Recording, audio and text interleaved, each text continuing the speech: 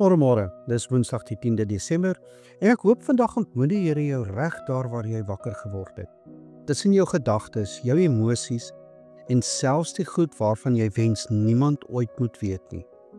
Vandag kyk ons na een van die donkerste gedeeltes in Genesis, maar juis daar wys God vir ons, geen storie is te gebroke vir sy genade nie.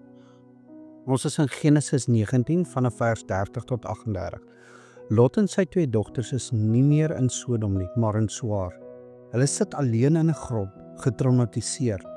Hulle wêreld het oornag in duie gestort. En soos dit met gebroke mense gebeur, begin hulle skeef dink. Ons is alleen. Niemand gaan oorbly nie. As ons nie iets doen nie, is alles verby.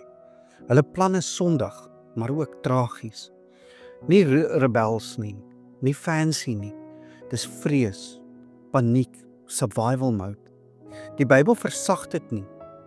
So het dan die 2 dogters van Lot by hulle vader bevrug geword. Dis hard, rou en eerlik. Maar let op, God stap nie uit die storie nie. Lot is passief, die dogters is desperaat.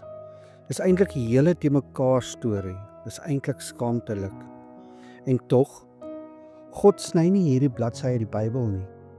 Maar die Bybel romantiseer dit ook nie. Dit bly sonde. Maar God wys vir ons wat trauma en vrees met mense kan doen. Hy skryf dit so in dat elke geslag dit kan lees. Nie om mense te verneder nie, maar om vir ons te wys, hy is groter as familiebreuke, groter as trauma besluite, groter as die foute wat jy gemaak het toe jy nie mooi gedink het nie. Hy sê as te ware, ek sien hierdie donker bladsy en ek gaan juis hier wys hoe sterk my genade is. Die oudste dogter se seun kry die naam Moab. Moab beteken uit die vader. Dis 'n naam vol skaamte.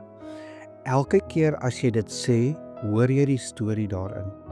'n Naam wat jy sou dink God nooit weer sou aanraak nie. Maar jare later bring God Rut, 'n vrou uit Moab. En uit Rut kom Dawid, en uit Dawid kom Jesus. God gebruik 'n naam wat ruik na skande. Hy weef dit in die stamboom van die verlosser. Hy wys, ek kan selfs die wat julle sou wegsteek, inneem in my plan van redding. Miskien dra jy ook 'n stukkie van die storie saam.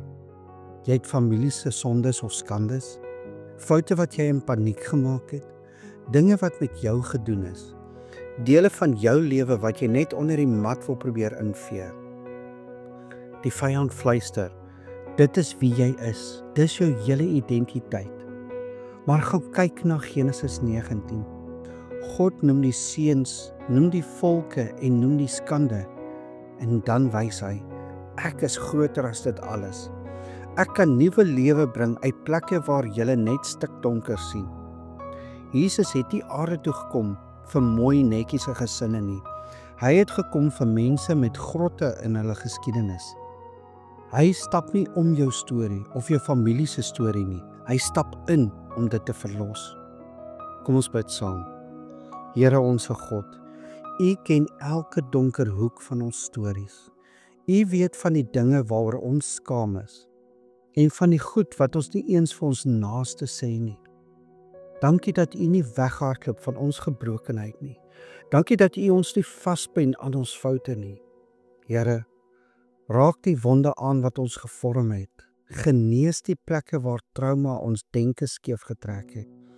Leer ons om ons storie nie weg te steek nie, maar dit in U hand te sit. Dankie Jesus, dat U in 'n stamboom gebore is, vol gebroke mense, sodat ons kan weet, U skaam U nie vir mense soos ons nie.